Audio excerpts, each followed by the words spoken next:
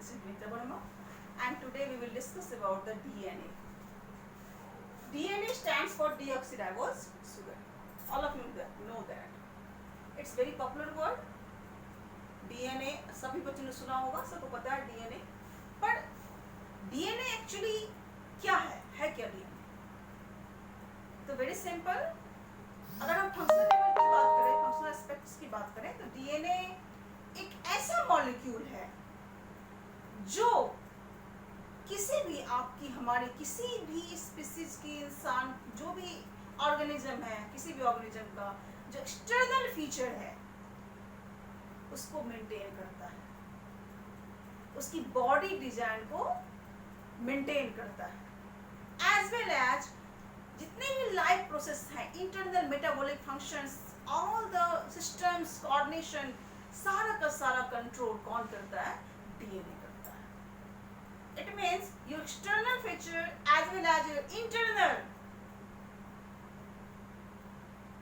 control and coordination, all control, all governed by DNA.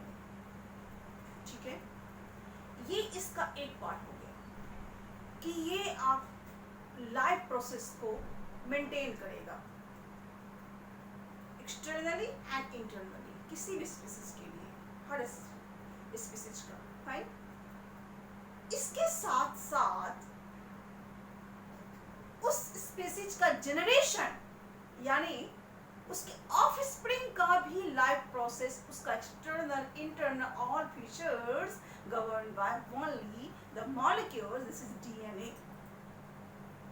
तो DNA is the unit of heredity, unit of inheritance. ठीक है. They maintain the body design and internal metabolic function of all the organism and their generation. ठीक है. This is the functional aspect of DNA. But molecular level पे, structural level पे, what is DNA? तो कुछ तो नाम से लग गया होगा बच्चों को कि DNA stands for deoxy, ribose sugar. ठीक है.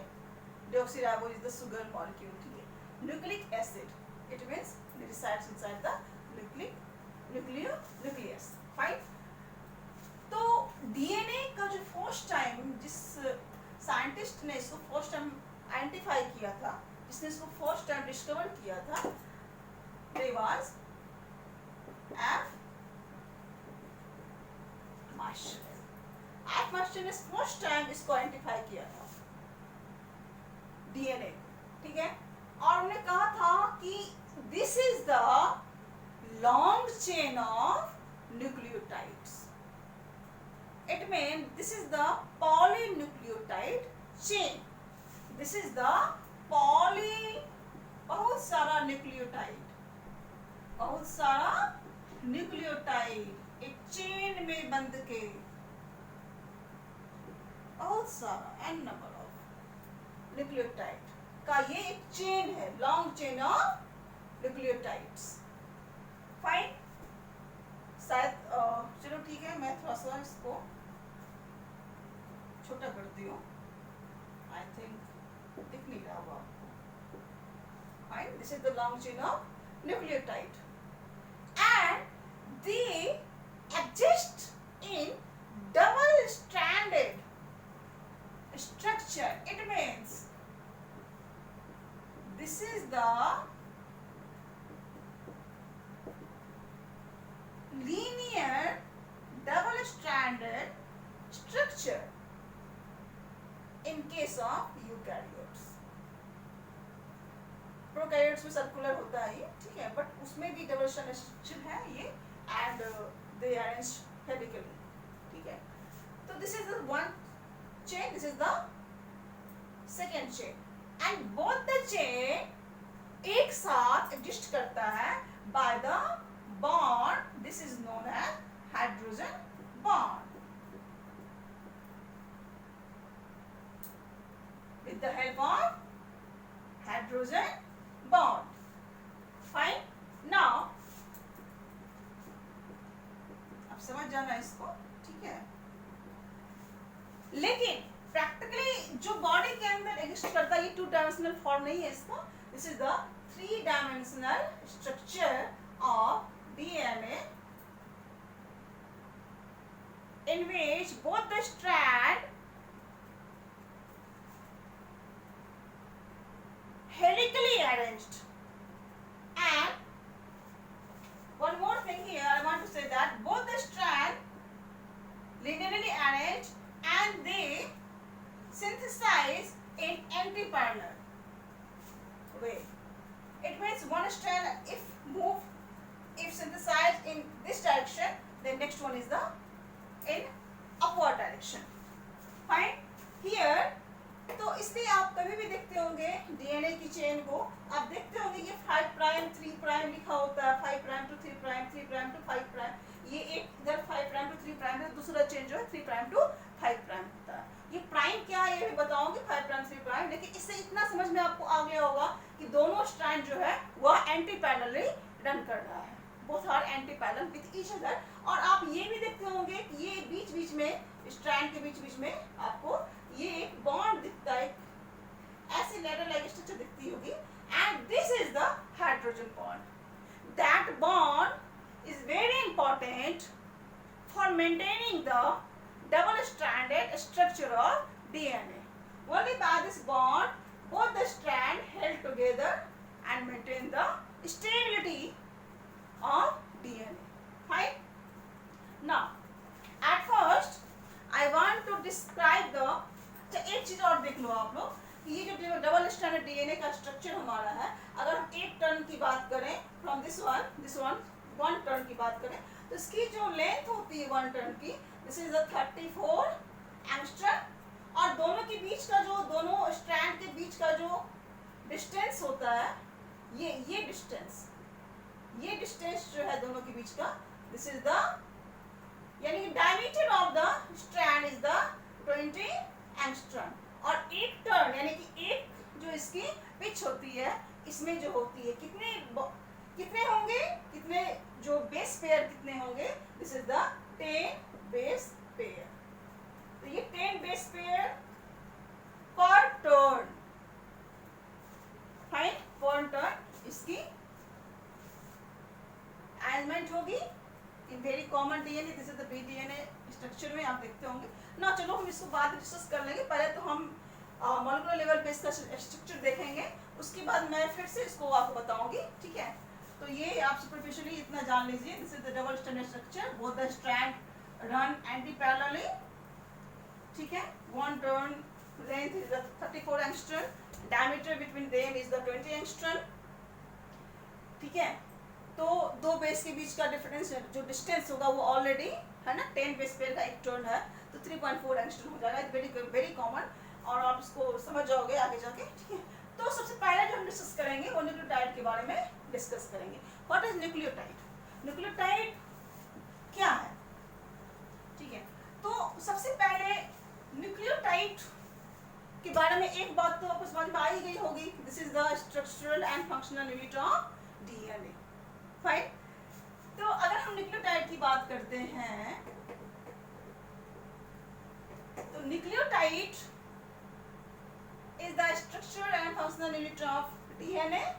It has 3 components, 3 basic components. First one is the deoxyribose sugar.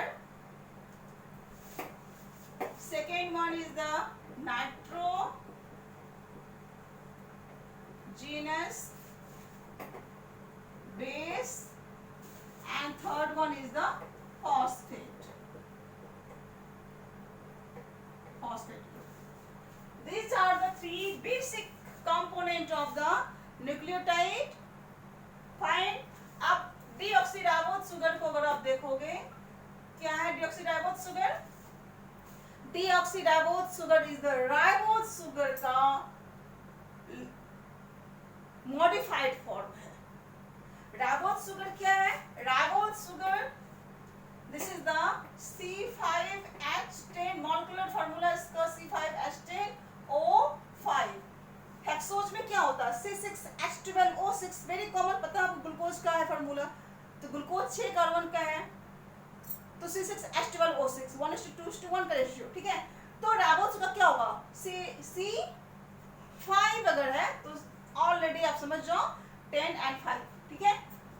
ये है आपका राइबोज शुगर, फाइन।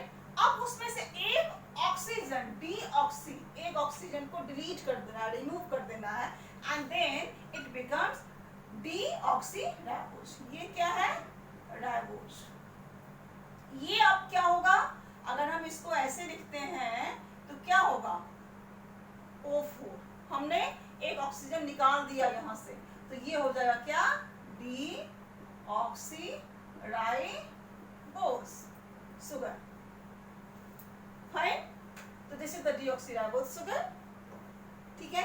अगर हम इसका स्ट्रक्चर अगर आप जानना चाहते हो कैसा होगा, तो this is the very simple, this is the structure level पे अगर हम बात करें तो इसका रिंग फॉर्म में ये एग्जिस्ट करता है, और इसे 5 कार्बन मैंने बोला, तो C1, C2, C3, C4 and one more is the C5, ठीक है। अब OH और H, ठीक है, अप डाउन ऐसे अरेंज होंगे इसमें, ठीक है। तो this is the OH, H, OH, H, here H, and here CH2OH, H, H and OH. This is the ribose sugar. और हमें अब क्या करना है, इसमें से कितने ऑक्सीजन है इसमें, 1 2 3 4 एंड 5, हमें एक ऑक्सीजन निकाल देना। ऑक्सीजन कहां से निकलेगा, कार्बन नंबर 2 से। इस कार्बन नंबर 2 से एक one oxygen becomes remove and make they, ये निकल जाएगा और इसको क्या बना देगा, deoxy ribose sugar. This is the deoxy ribose sugar, fine, very simple, ठीक है ना। अब हम बात करते हैं किसकी, नाइट्रोजनस बेस की। नाइट्रोजनस बेस की अगर हम बात करते हैं तो सबको पता है कि nitrogenous base adenine, guanine, cytosine, thymine, uracil, very common name, ठीक है। लेकिन बेसिक लेवल पे नाइट्रोजनस बेस आर 2 टाइप्स। कौन कौन सा, क्या है, प्यूरीन फर्स्ट वन, और second one is the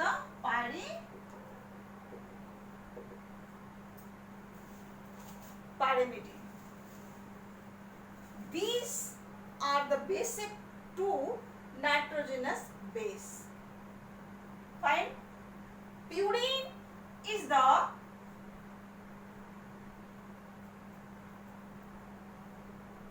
double ring structure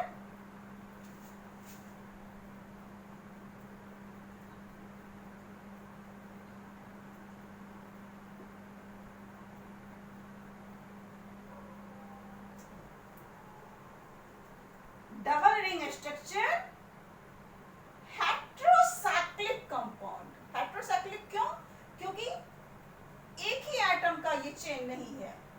आप देख रहे हो NC 2 मॉलिक्यूल्स पूरे रिंग के मेन स्ट्रक्चर में है। This is the heterocyclic double ring 9 member क्यों, फर्स्ट वन 1 2 3 4 5 6 7, नंबरिंग बहुत इंपॉर्टेंट है, 8 and 9। This is the 9 member double ring heterocyclic compound. This is the purine, either adenine होगा या guanine होगा, दोनों का ये कॉमन रिंग है, ठीक है, ठीक है। एक बहुत इंपॉर्टेंट बात जो मैं बताना चाहूंगी आपको कि इसमें जो है नंबरिंग बहुत इंपॉर्टेंट है। कहाँ से हम नंबरिंग करेंगे, प्यूरीन में जब कभी भी नंबरिंग होगा ये क्लॉकवाइज डायरेक्शन में होगा, फाइन। और पिरिमिडीन की बात अगर हम करते हैं तो पिरिमिडीन देखना बेटा, आप लोग देखना कि ये जो है सिंगल रिंग स्ट्रक्चर है। This is the single ring structure, fine.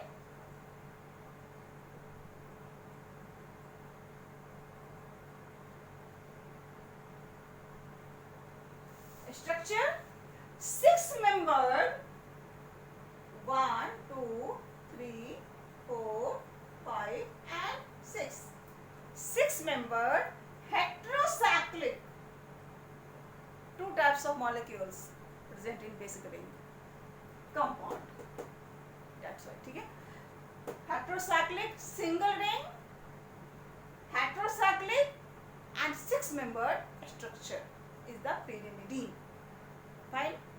One more is thing is very important is the numbering. इसकी numbering हो गया, आप देख रहे हो 1 to ऐसे जा रहा है. This is the anti clockwise direction. इसकी numbering anti clockwise direction में होगा. Fine. This is the pyrimidine. अब प्यूरिन are again 2 types. कौन कौन सा? प्यूरिन की अगर हम बात करें तो प्यूरिन जो है वो 2 types का है. क्या है? adenine and second one is the guanine. ठीक इसी तरह से pyrimidine जो है वो भी 2 तरह का है, 2 types का है. कौन कौन सा? cytosine and thymine.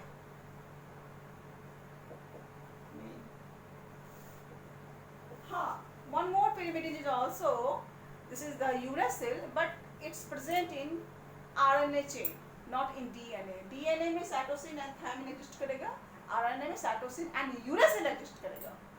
Fine. और thymine actually original structure is the uracil. Thymine is the modified, यानी modified form of uracil. इसे तो बताऊंगी मैं आगे, जब हम RNA पढ़ेंगे तो बताएंगे हम. ठीक है, कि ये जो है मिथाइलेटेड यूरासिल है. मिथाइलेटेड यूरासिल को 5th नंबर कार्बन पे H की जगह पे जब मिथाइल ग्रुप ऐड हो जाता है तो इट्स बिकम थायमीन. और natural form is the hydrogen atom at 5th carbon. This is the in the case of uracil. है, चलिए हम अभी इसकी बात हम नहीं करेंगे. ठीक है, मैं बात बताऊंगी आपको. तो adenine, guanine, cytosine and thymine. This is the basic nitrogenous base of the DNA strand. Fine. And third component is the phosphate. Phosphate group S3PO4.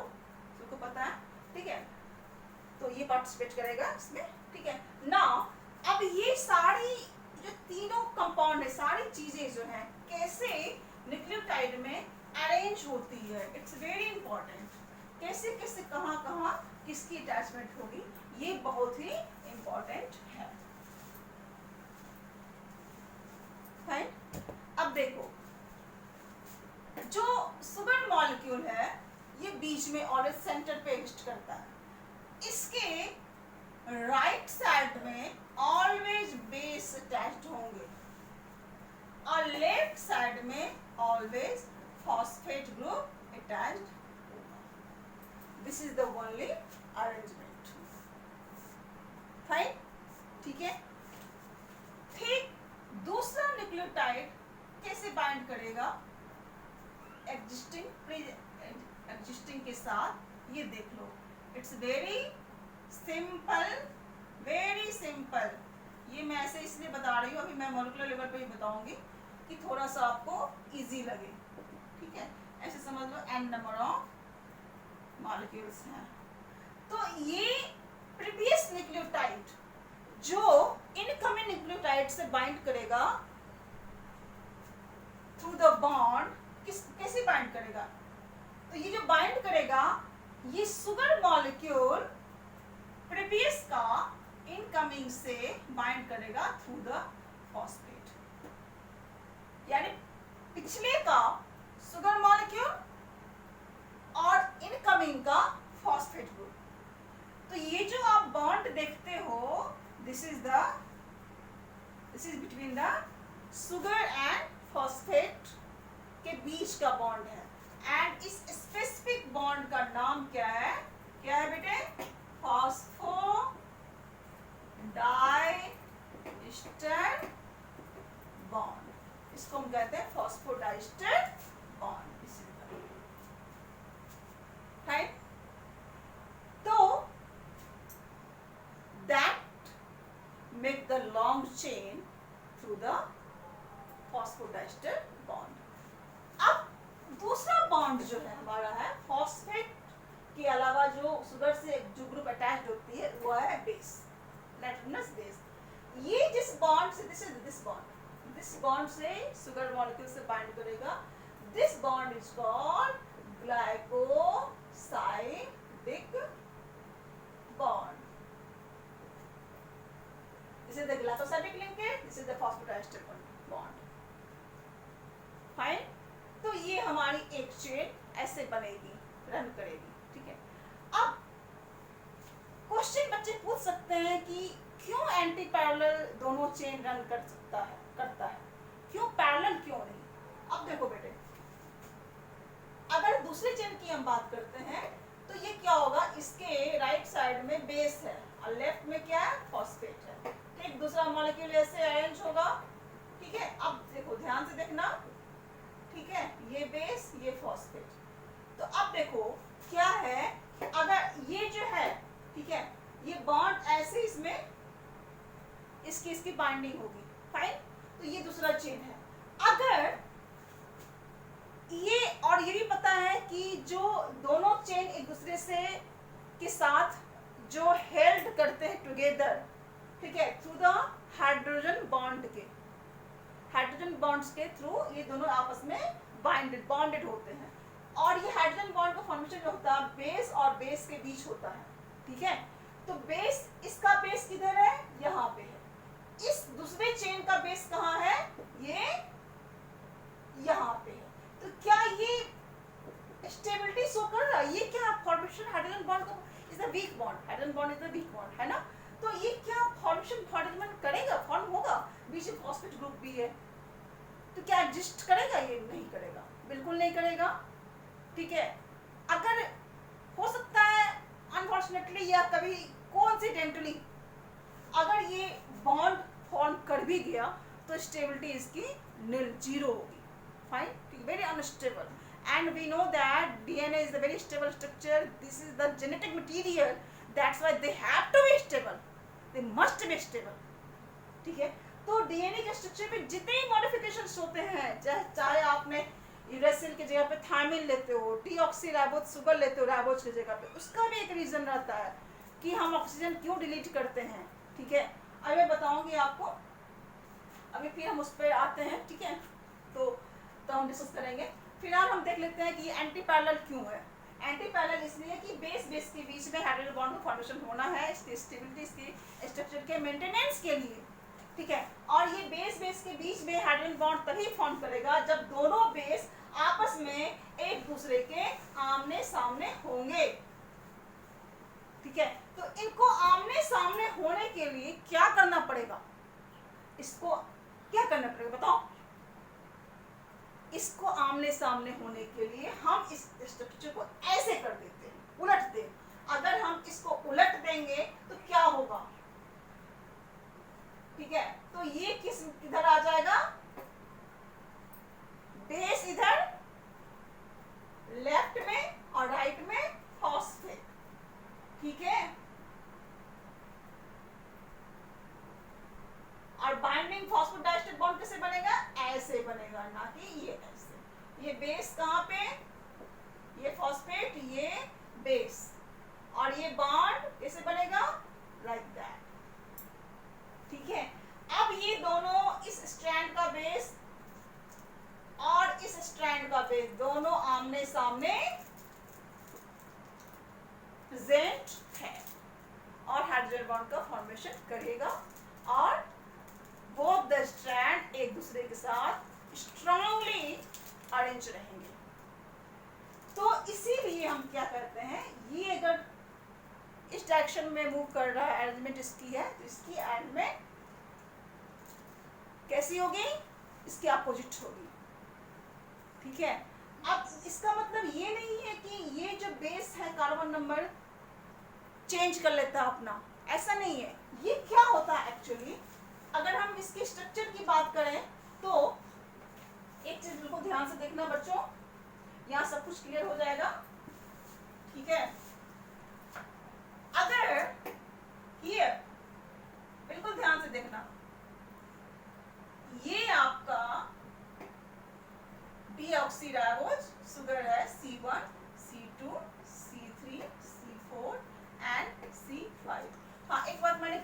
पे ऑक्सीजन क्यों यहाँ से OH है ओरिजिनल, तो यहाँ पे हम ऑक्सीजन क्यों रिलीज करते हैं डीऑक्सीराइबोज के केस में?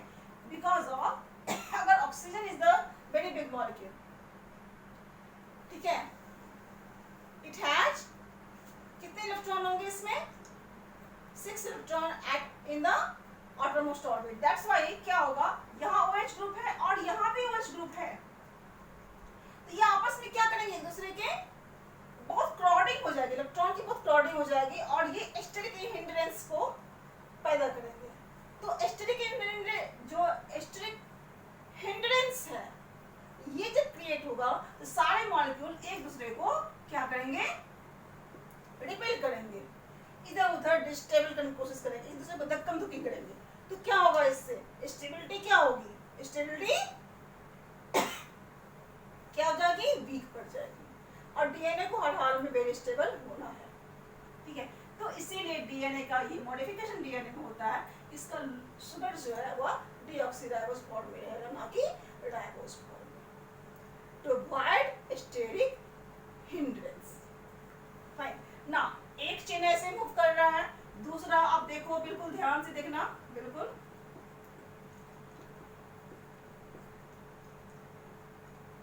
ये C5 आपका इस जैसे फॉस्फेट ग्रुप, यहाँ एक फॉस्फेट ग्रुप है, ये ऐसे बाइंडिंग हो रही है, ठीक है ना।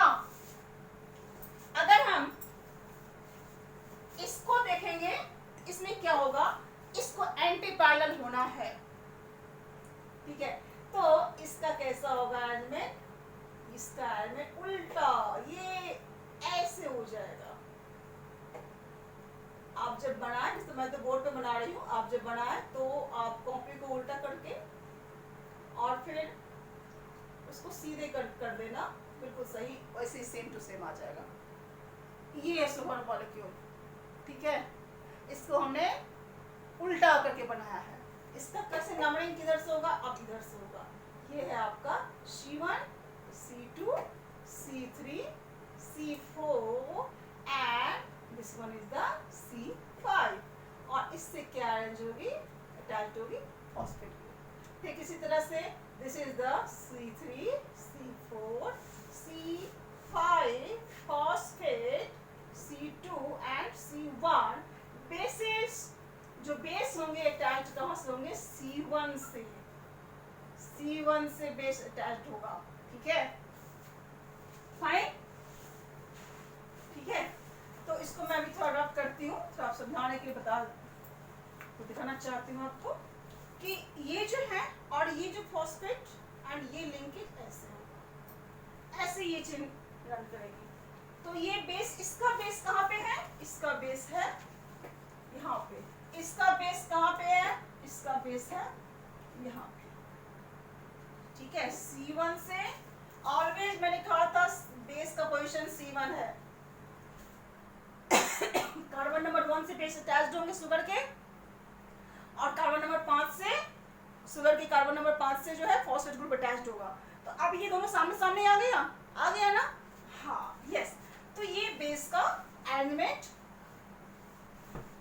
फ्रंट टू फ्रंट होने के लिए दोनों चेन एंटी पैरेलल बैनर में अरेंज रहते हैं, ठीक है। अब नाइट्रोजनस बेस जो है हमारा वह क्या है, एडेनिन है, गुआनिन है, साइटोसिन एंड थायमिन। तो इसमें एक साइटोस थे, एक साइंटिस्ट, उन्होंने बताया था, बेस पेयरिंग का रूल बताया था। उन्होंने बताया था कि जब कभी भी एक बेस एक चेन में एडेनाइन पार्टिसिपेट करेगा तो दूसरा जो साइड होगा चेन का, उसका बेस ऑलवेज थायमिन ही होगा, because of always one purine bind with the another pyrimidine. Always purine अगर one side है, दूसरा साइड क्या होगा, pyrimidine ही होगा। प्यूरिन की बाइंडिंग कभी नहीं होगी, या pyrimidine की बाइंडिंग कभी नहीं होगी। क्यों, इसका भी रीजन है, देखो ध्यान से। मैंने कहा था कि प्यूरिन जो है डबल रिंग स्ट्रक्चर है, ठीक है, ये ठीक है ना।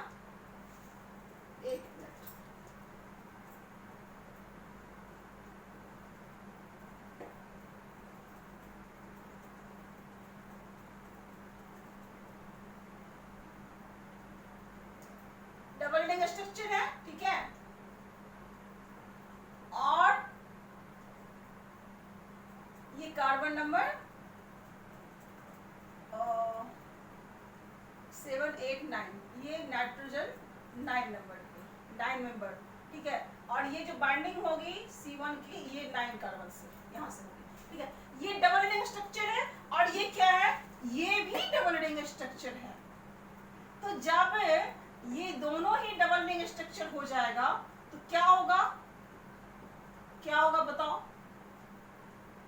अब सपोज ये पिरिमिडिन हम लेते हैं, एक बिल्कुल ध्यान से देखना, ये सिंगल रिंग स्ट्रक्चर, ये भी सिंगल रिंग स्ट्रक्चर।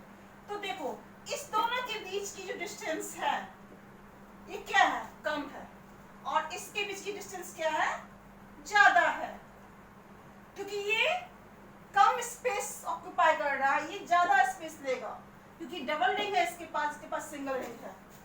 तो क्या होगी, जो एक कांस्टेंट डिस्टेंस है दोनों स्ट्रैंड के बीच का 20 एंगस्ट्रम, जो ये इसका डायमीटर है वह नहीं रहेगा, कहीं कम कहीं ज्यादा रहेगा। इससे क्या होगा, स्ट्रैंड जो है आपस में स्टेबल नहीं होंगे, ये दोनों आपस में एक दूसरे को रिपेल करेंगे और ये स्टेबल रहेंगे, ठीक है। या फिर अगर इनके बीच अगर स्ट्रॉन्ग बॉन्ड है, इनके बीच वेरी वीक बॉन्ड होगा, ठीक है। दोनों ही बातें हो सकती, दोनों ही कंडीशन हो सकता है, ठीक है। तो दैट्स व्हाई ऑलवेज इसको मेंटेन करने के लिए, ये डायमीटर को मेंटेन करने के लिए क्या होता है कि दोनों स्ट्रैंड के बीच का डिस्टेंस इक्वल होना चाहिए। अगर इधर डबल रिंग है, इधर must be a single ring structure, ठीक है। अगर इधर सिंगल रिंग है तो इधर क्या होगा, must be A double ring structure, fine. तो दैट्स व्हाई एक साइड प्यूरिन है तो दूसरे साइड पिरिमिडिन, इधर अगर प्यूरिन है इधर पिरिमिडिन, इधर पिरिमिडिन है तो इधर प्यूरिन होगा, ठीक है। अब वन मोर थिंग, सर्गप्स ने कहा था ये भी चीज है, अगर इधर एडेनिन 9 है तो इधर क्या होना चाहिए, इधर मस्ट बी क्या होना चाहिए, मस्ट बी ये से बाइंडिंग होती है, मस्ट बी थामीन होना चाहिए। इधर अगर गुआनिन है तो इधर बिल्कुल साइटोसिन होनी चाहिए, ठीक है। तो इसका भी रीजन है कि हाइड्रोजन बॉन्ड, जब इसका हम स्ट्रक्चर डिटेल में पढ़ेंगे एडेनाइन का, गुआनिन, साइटोसिन एंड थायमिन का, तो हम देखेंगे हाइड्रोजन बॉन्ड कैसे कैसे किस कंडीशन में बनता है, ठीक है। एडेनाइन में केवल 2 ही कंडीशन हो सकते हैं हाइड्रोजन बॉन्ड फॉर्म करने का, और जस्ट लाइक दैट थायमिन में भी 2 ही ऐसे नेगेटिव मॉलिक्यूल्स हैं, इलेक्ट्रोनेगेटिव मॉलिक्यूल्स, जिसके थ्रू हाइड्रोजन बॉन्ड फॉर्म कर सकते हैं। That's why adenine and thymine के बीच में 2 हाइड्रोजन बॉन्ड की बाइंडिंग होती है, both are held by 2 hydrogen bond. अच्छा, साइटोसिन एंड गुआनिन जो है held together by 3 hydrogen bond. इसको कहते हैं बेस पेयरिंग। तो बेस पेयरिंग में जितना ए होगा, एडेनाइन का परसेंट होगा, जितना एडेनाइन होगा उतना ही थायमिन भी होगा, जितना गुआनिन होगा उतना साइटोसिन भी होगा, both in equal proportion, equal amount, ठीक है। Always A bind with T, G bind with C, ठीक है। तो ये एक पार्ट, दूसरी पार्ट हो गई आपकी, ठीक है। Now one more thing is that कि इसमें जो है, तो this is the glycosidic linkage, this is the phosphodiester bond, ये जितना चेन लंबा जाएगा। हाँ, एक चीज में, अच्छा ये भी क्लियर हो गया आपका कि जो है डीऑक्सीराइबोज शुगर ही क्यों, राइबोज शुगर क्यों नहीं, एस्टेरिक हिंड्रेंस को अवॉइड करने के लिए, फाइन। वन मोर एंटीपैरेलल क्यों होता है, ये भी क्लियर हो गया। थायमिन क्यों, यूरासिल क्यों नहीं, ये भी क्लियर हो गया। Now one more thing is that कि इसमें एक चीज और थी, कंफ्यूजन बच्चों को होती जनरली, कि प्यूरिन क्यों नहीं बाइंड करेगा, पिरिमिडिन से बाइंड क्यों नहीं करेगा, why purine pyrimidine and pyrimidine purine. तो ये भी क्लियर हो गया आपका, ठीक है। तो this is the, it's all about the structure of DNA, fine. And ये ऐसे रन करेंगे ठीक है, and make the double stranded helical structure of DNA. अगर और भी कोई डाउट है बच्चों को तो आप बताना मुझे, ठीक है, कमेंट बॉक्स में कमेंट डालना, और फिर नेक्स्ट क्लास में इसको और भी डिटेल के साथ जो भी प्रूफ्स हैं, why DNA is the genetic material, what is the structure proof of double stranded DNA. Watson and Crick ने दिया था इसको, डबल स्ट्रैंडेड स्ट्रक्चर है हमारा डीएनए का, given by Watson and Crick. It's very common point, ठीक है, फिर भी इट्स वेरी इंपॉर्टेंट, इसको आपको जानना जरूरी है। अगली क्लास में मैं बताऊंगी कैसे इसमें 2 कंडीशन बनते हैं हाइड्रोजन बॉन्ड बनने के, और इसमें 3 कंडीशन बनते हैं, ठीक है। तो ओके फाइन, थैंक यू।